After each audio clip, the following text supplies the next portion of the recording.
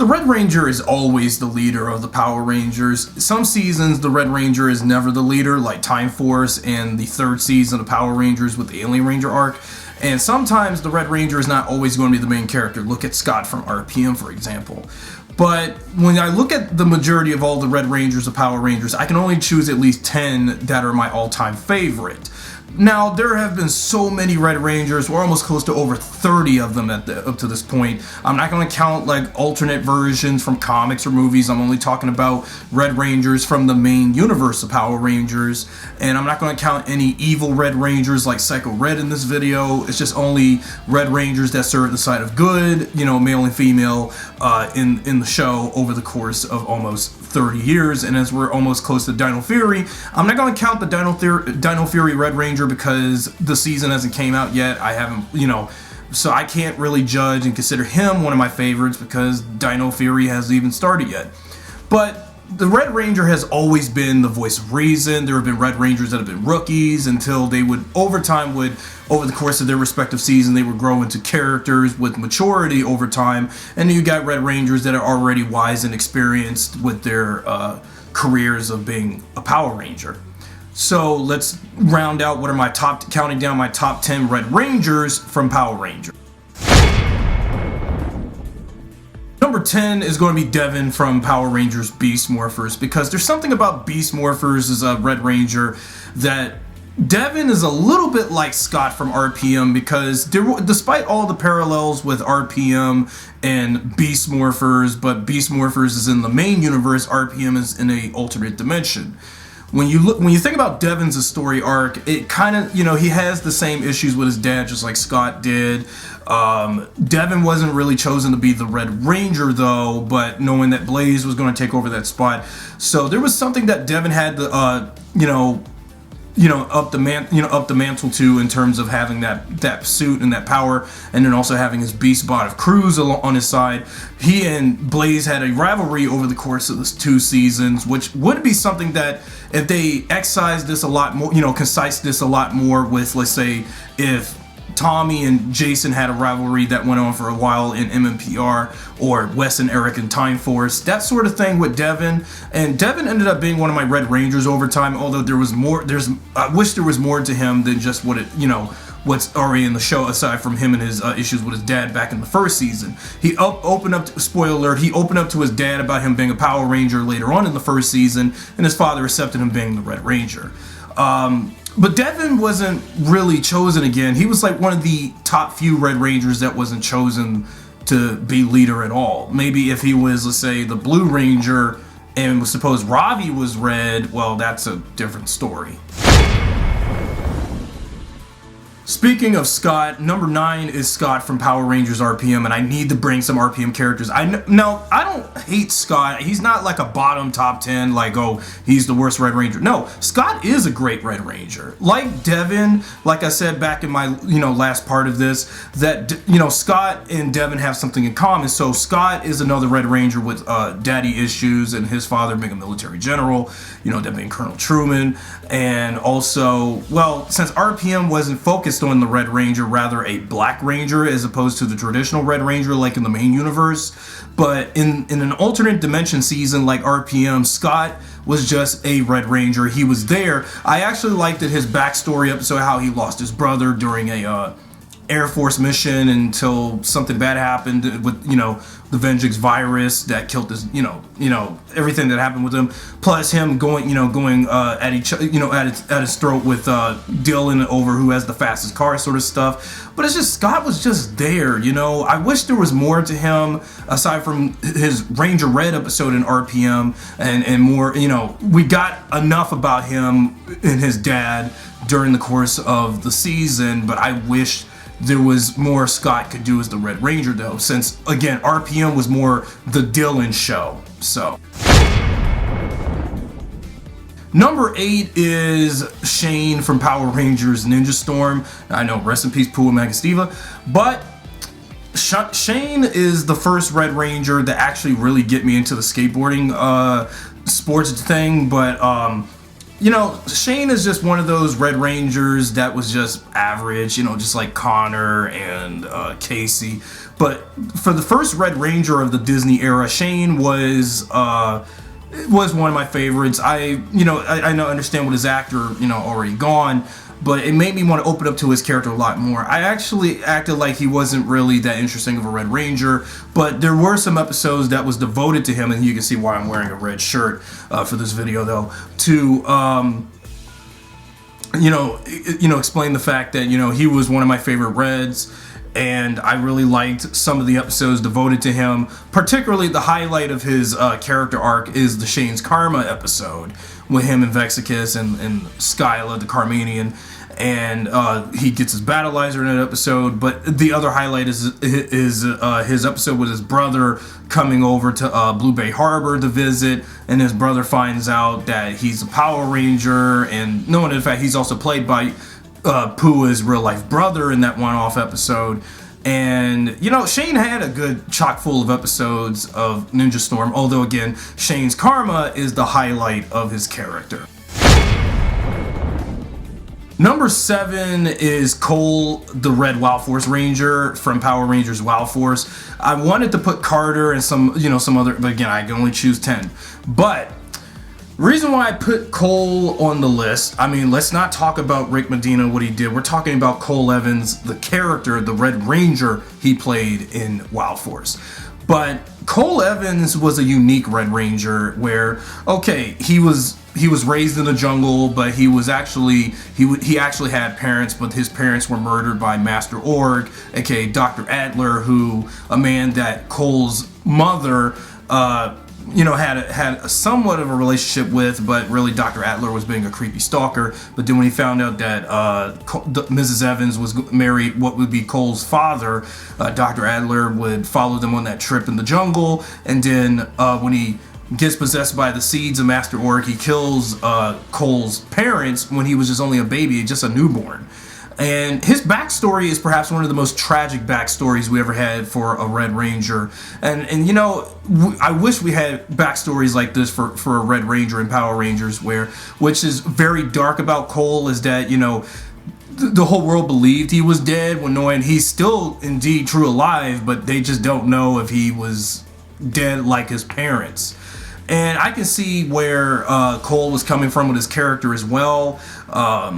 He's pretty much one of the most empathic Red Rangers we've had in the show's history, but although his backstory is very, very tragic. And I also liked his relationship with the other Rangers, his relationship with the Red Lion, and everything else about him was just fascinating. But though he's up there with several of the Red Rangers on my list here.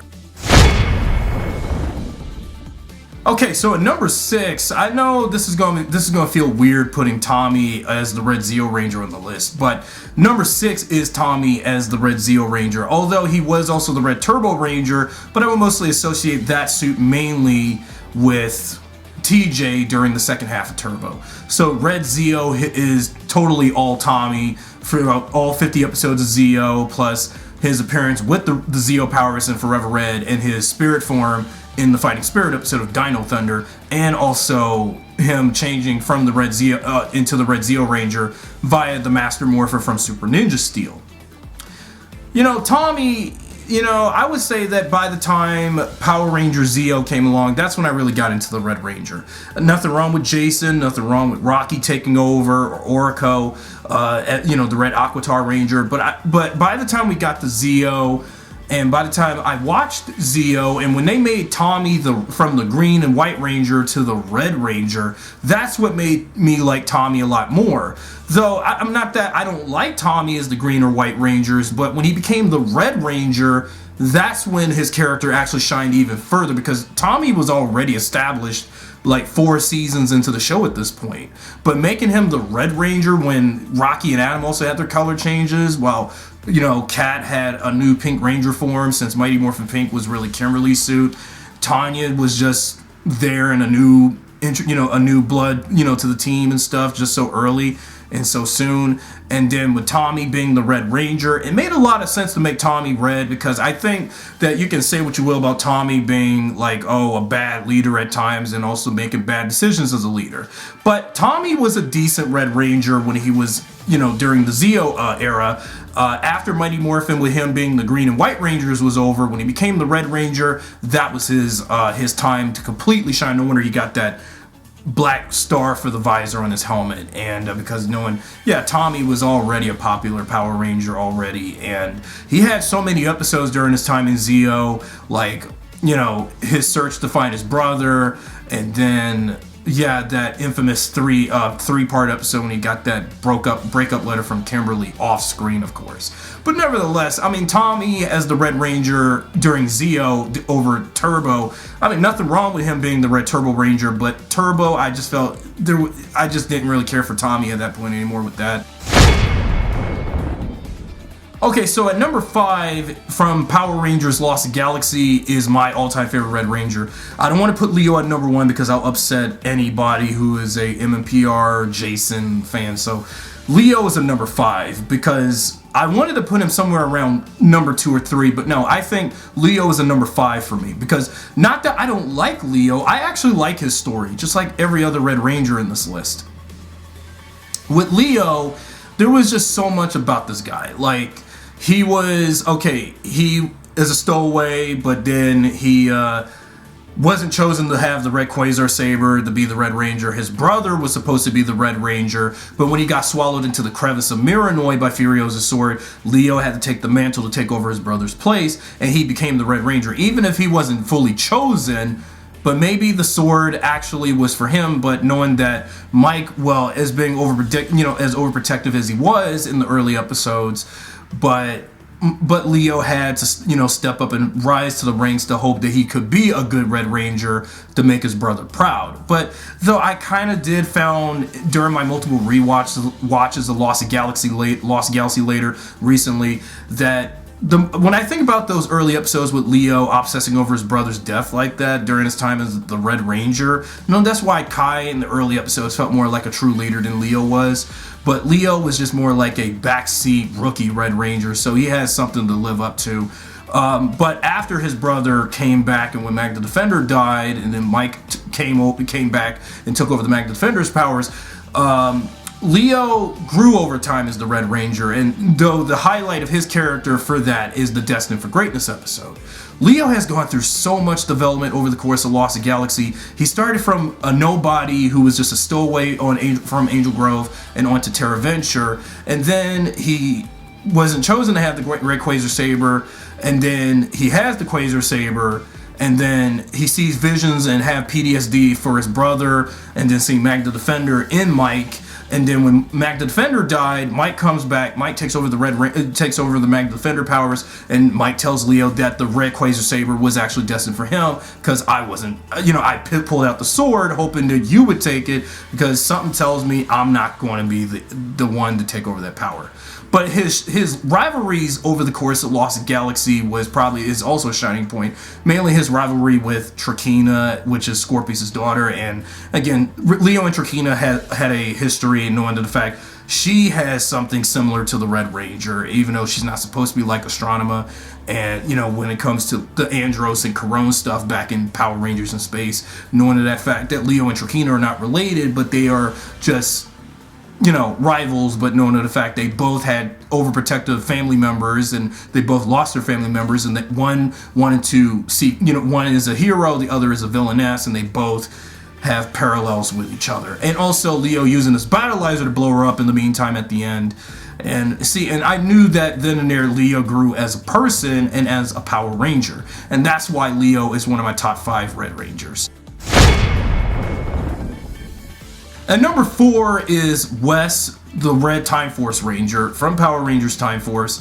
And, like Leo, Wes started off as a rookie. Although, when the 4 remaining Time Force Rangers came into the year 2001, because this year coming up is 20 years since their season later in our time, that when Jen wanted to find someone that's close to Alex in order for the red Chronomorpher to be unlocked, when she found out that she found a man that looked like her supposedly dead fiance. Turns out Wes would be the candidate, but when she gave him the morpher, when she gave him the morpher, that she only picked him just only to unlock the morpher. But after their first, test battle with Rancic and his army, and then after that battle, she takes the morpher away from him. And then, the next episode, Something to Fight For, Wes, convinces the Jen that he had never had a fight in his life, and he wants something to fight for, because knowing the fact, the theme of the overall season of Time Force is about destiny and, choice and, things like that. And the Red Ranger, well, again, as the Red Ranger for Wes, due to the fact that he was forced to follow in his father's footsteps, with Wes being the first Red Ranger to have, daddy issues and stuff. But, while Wes may be rich and spoiled, but he actually has a heart of gold, and he wants to do the right thing. And he also wants to follow his own path in life and his own destiny. That's what I like to succumb to like about Wes, is that he's his own man when it comes to, following his path, where his life would go, and as a Power Ranger, and as to helping the other Rangers from the future, that being Jen, tripping them, to capture all of Rancic's mutants and also change the course of history and save history at the same time. So that's what I liked it about Wes. And then also him and Eric and their ongoing history that had lasted for some time over the course of the show's history as well. Number 3 from Power Rangers Dino Charge and Dino Supercharge is Tyler, and basically, I'd rather take Tyler over Jaden, Troy, and Brody in terms of Neo-Saban Red Rangers. Because unlike Jaden and Troy, Tyler was actually the most interesting out of the 4 Red Rangers we had over the last 8 years. Because, well, you can say that Tyler was, I would say, was just an average Red Ranger, but he was a huge step up, in my opinion, over Troy and Jaden. Mainly Troy, because unlike Troy, Tyler isn't bland or woodenly acted, because his actor Brendan Mayhaw actually did a great job bringing that character to life, and actually gave him actual life to the character than Jaden and Troy's actors ever could. Brody, on the other hand, I just didn't like him. But with Tyler's character in the first season of Dino Charge, his character arc was he wants to find his dad and wonder where he went after the last 10 years since. But knowing to the fact, my first guess was, I thought when Dino Charge aired, I thought Dino Charge was going to be in the main universe, and his father's been gone for 10 years, because by the time we got to Dino Supercharge, which was 10 years after what Power Ranger season had a Red Ranger with some issues with his father or parents overall. Oh yeah, Nick from Mystic Force in 2006. So with Tyler looking for his dad, he spent the whole first season looking for him, but by the 5th episode, Roar of the Red Ranger, which was also the introduction of his super mode, which makes him the only Dino Charge Ranger to have a super form, as opposed to in most of the majority of these seasons of this era, where by the time he got that super mode and stuff, and after being possessed, acting like a humanoid Tyrannosaurus in a Red Ranger suit, when he found out that his dad was the Aqua Ranger, his character grew. But I wish there was more to him than just that. And also his childlike personality in his early, for an early 20-something person like Tyler. Well, I guess it makes sense for Tyler to act the way he is, because I actually thought he was actually more likable and more enjoyable than any of these Red Rangers we had over the last 8 years of Neo-Saban. Because again, Tyler is one of my all-time favorites. He did come back recently in the Beast Morphers crossover with the Dino Rangers, alongside Coda, Chase, and Ivan, and it's great to see him again on screen after Dino Supercharge. And I'm happy he's back. And I'm glad that Tyler is on my list, because I didn't want to pick any of the 3 Red Rangers of those seasons that I hate from this era, though. Number 2 is Andros, the Red Space Ranger, because if I put him at number 1, some people will get upset. The number 1 Red Ranger is on my list if you're watching the video so far.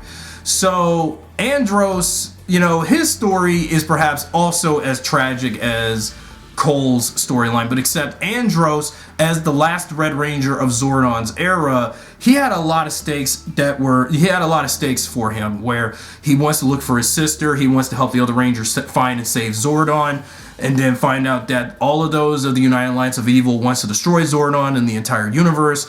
Andros was the Red Ranger that had the audacity to, strike Zordon's energy tube in order to have all of the evil over the last 6 years be purified and some turned to dust. And also get his sister back. Because Andros is that Red Ranger that, he's one of the best Red Rangers in this franchise, because knowing the fact he was the Red Ranger that ended an era and also paved the way for the rest of the franchise to continue going, despite that In Space was supposed to be the last Power Rangers. But Andros was just a great Red Ranger, and I really love this character arc. Him, his tragic backstory with him and Corone, with his sister being kidnapped by Darkonda, United Alliance of Evil, when they were children, and then he spent so many years searching for his sister, and then when he found out that Corone became Astronema, that's why he wanted to go and find her. And then also, he started off, when we first were introduced to him, he was being a cold-hearted dick. But then over time, he can understand why that the other Rangers need him, and though he has so much going for him, and also his friend Zane was attacked by Dark Spectre's forces at one point, which was 2 years, probably during the same time the Machine Empire was slightly attacking during Zeo. So during those 2 years, and then the space. So you mean to tell me Andros had been a Ranger for those 2 years, and so did Zane? And in the mystery is still unbound. What was Andros' first Ranger team before TJ, Cassie, Ashley, and Carlos came over and helped? Wanted to see help from another Red Ranger, though knowing TJ was not going to be the Red Ranger in space because the turbo powers are gone. But Andros was a great Red Ranger, and I highly recommend him on the list. Okay, so the only honorable mention I'm going to mention is from Power Rangers Samurai for Red Rangers is Jaden's sister, Lauren Shiba. But while she may have not lasted long as the Red Samurai Ranger, because, Samurai was just all Jaden, and, I just can't stand the fact with Samurai and the show's 2-year obsession with Jaden. But I actually prefer Lauren as the Red Ranger more than Jaden, no offense. But Lauren had a lot to live up to, knowing she was going to be the true heir of the Shiba, just like, in Shinkendra with the Shiba siblings as the Red Ranger there. But I wish that Lauren had more to do in Samurai as the Red Ranger. She did come back in the comics during Shattered Grid as the Red Ranger, so you mean tell me Jaden is retired then in the comics? But I just wish that if Samurai started off with a female as the Red Ranger, making her the first female Red Ranger to last the whole 2 years or so, I would have preferred her as the Red Ranger than Jaden, because Jaden was just so bland and wooden to me. I hated him. So I rather prefer Lauren, because she was more compassionate. She was probably a better leader than Jaden, because Jaden, when he's around, the other Rangers prefer him as Jesus, God, Jesus, Red Ranger Jaden, which I couldn't stand. With Lauren, she felt more relaxed and compassionate and such, like I said. But I just wish she had more, more to do in the show. But despite the fact that she wanted to live up to what her father did with Master Xandra, trying to make that sealing symbol to seal Master Xandra to the Nihilux away. But again, I wish Lauren did more in the show. I wish we had her a little earlier, but why so late into the near end of the super season of Samurai, bring her into the show so late? It's just, it felt very, very, very disappointing that the reveal was just poorly panned out for the Shibas, and especially bringing Lauren into the Rangers. So at number 1, obviously, Jason, the original Red Mighty Morphin Ranger, will always be a number 1 Red Ranger. Now you can say that, Jason is always number 1. Because when people think about who is the best Red Ranger from 1 to 20 something, near 30, of all the Red Rangers we had over the course of Power Rangers, who is the #1 Red Ranger and who is the greatest? Jason Lee Scott, played by one man, Austin St. John. Because the thing is with Jason, he is, as the original Red Ranger, he is the one that defined the legacy for future Red Rangers to be voices of reason and always being the wise one, in a way. He's a very determined Red Ranger. He is you can say, oh, he's, at times can be a hard ass and stuff, but he was a very compassionate Red Ranger. And as described by one of the cast members from MMPR, in character from that fan club video, that Jason was like a big brother to the team. While to the fact that Jason, as a martial artist and, a dojo teacher and stuff like that, and also he has done so much things over the course as the Red Ranger. But though with him and his thing with Tommy, his friendship with Tommy, but then when it came to when the Green Candle came up, when Tommy's powers of the Green Ranger were fading, Jason failed to get the Green Candle. He did save Tommy's life during the evil Green Ranger story when he destroyed the Sword of Darkness, but he couldn't save Tommy's life even further with that Green Candle Rita summoned in order to drain the Green Ranger powers, resorting the powers back to Rita, and Tommy would no longer be the Green Ranger anymore. But it would haunt him again in season 2 when once Tommy lost the Green Ranger powers for good. Jason would have guilt and resentment that he failed to get that candle, so he doesn't want to make that mistake. And when he found out, but when Goldar captured his team in the dark dimension with those candles that were, wax candles that were multicolored like the other Rangers, so that way Jason wouldn't make that mistake with his team losing their powers. So that was another thing he did. And then Jason would come back multiple times after that, because we know what happened with Austin St. John during mid-season 2 with him and Walter Jones in the late Tui Trang and how they got fired and stuff. Jason came back way later in Power Ranger Zeo as the Gold Ranger, but the Gold Ranger powers were going to take a toll on him the longer he had the power, because Jason had been so out of practice for 2 years, so he had to give the powers back to Trey at the end of Zeo. He came back in the Turbo movie, but he got wasted there. He came back in Forever Red, but I really didn't like that biker dude Jason acted in. Amit Bomik's writing with him talking all like, just to get the fans of MMPR talking about how, MMPR is still #1 and stuff. But then, And then 18 years later, recently, he finally came back for the first time in 18 long years after Forever Red in the Dino Ranger team up recently.